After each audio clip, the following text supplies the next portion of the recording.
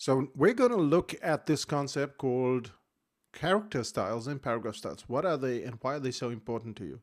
I'm going to open a document that has a lot of errors. So as soon as I open, it tells me these are the missing fonts and blah, blah, blah. And, I'm not interested. I just want to open it. So I open it and then I go to the first page. Now, as we know, we can go to the page this way. So we can scroll up and then click on the first page. Or if I was down there, I could have clicked on here and said go to the first page, and then I could have gone all the way up to the first page. Alternatively, I could go home when I'm here and it would go to the first page. So we know how to go to the first page, but now when we go to the next page, we notice, this was the first page, and we're on the next page, and we find there's all this stuff. How do we fix it? Well, the obvious way that we would fix it would be we'd go to the text tool, then we'd select all the stuff, and then we'd change to something, right? And that's not a good way to do it. So, because here's the problem. Supposing I choose just that much, and I say, okay, change that to the right one, which is Utopia Standard.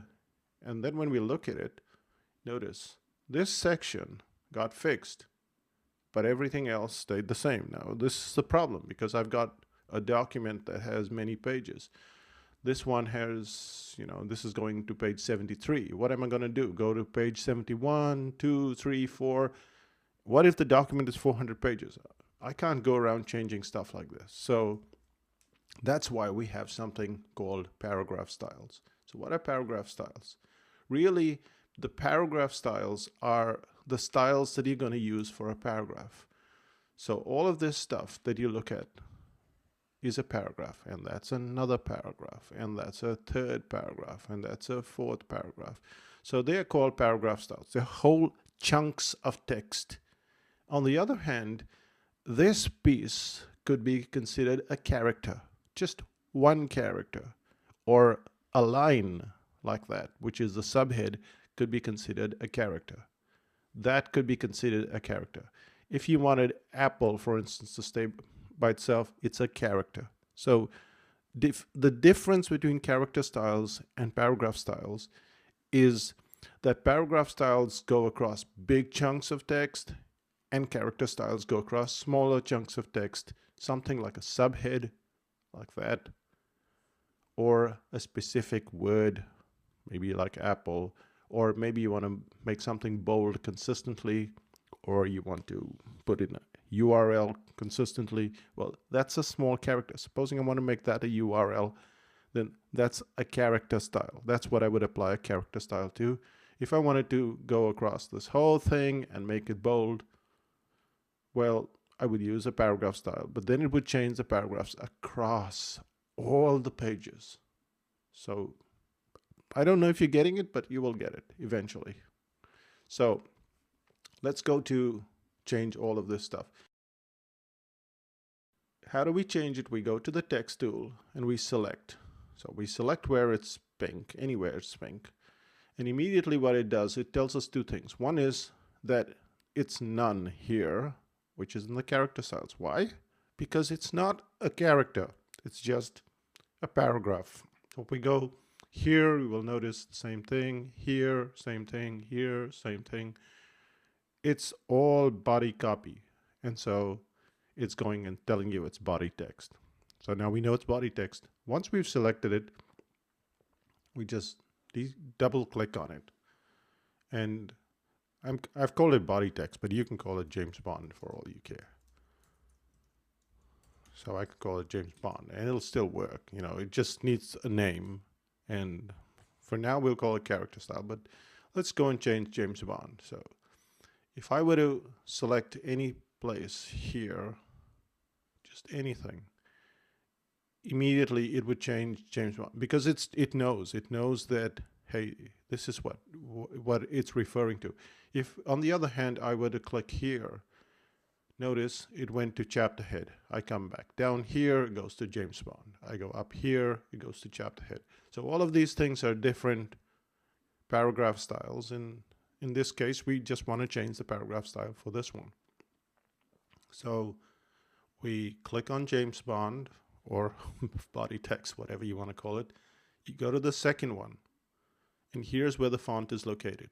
Here's where the kerning, the size, the leading, the tracking, all typographical stuff, which for now we don't need to know, but you will know later on. And that's Utopia Standard. And look, you saw that? Let's do it again.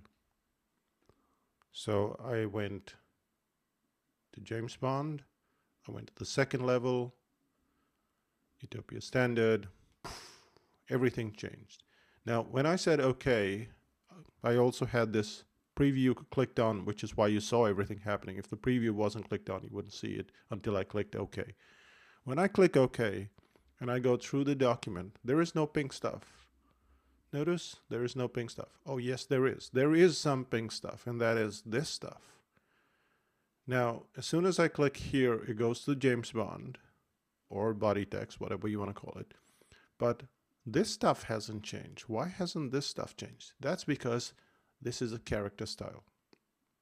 So even though it still has the, it's picking on James Bond. Let's close this guy and say, hello, we don't need you for now. Now we'll look just at character styles. So open up. All right, character styles. So there's your character styles. Now it's telling you that when I select this, that this is body whatever. So when we double click on it, body text bold. So the paragraph style was body text, and now this is body text bold. Same thing here. We click on the second level, Utopia Standard, but bold. So we could have it regular or italics. If we had it italics, oh, nothing happened. That's because the preview is off. Put the preview on, and you notice everything became italics. If we had it bold, it would be bold. If we had it regular, it would look like the body text, rest of the text. If we just had it italics, it would change a bit, but not stand out. So I like mine bold. And so I keep my subheads ever so often, just bold. And so there you go. Now you can see that all of this stuff is bold. The pink has gone away. You can change the font size to, 36, and it'll change everything. But it'll change it across the text, not individually. And that's the good thing about it. So we don't want that. We'll just cancel out. We'll do it again. We'll go here, double click. And then we'll go to basic format and Utopia Standard, and it's bold.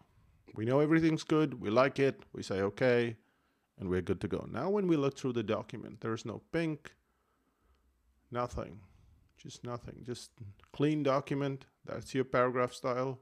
So if we pull up the paragraph style again, you get your paragraph style. You click here, and that's your character style. Remember, the paragraph style is for a big paragraph. The character style is for a small section. We use this for different things, and you'll see as you click on some text, it will tell you, is this a character style? If it's not a character style, it'll say none. If it's a paragraph style, it'll go to paragraph style and say, this is a paragraph. And you may say, well, why do we have the title as a paragraph style? Well, it's a choice.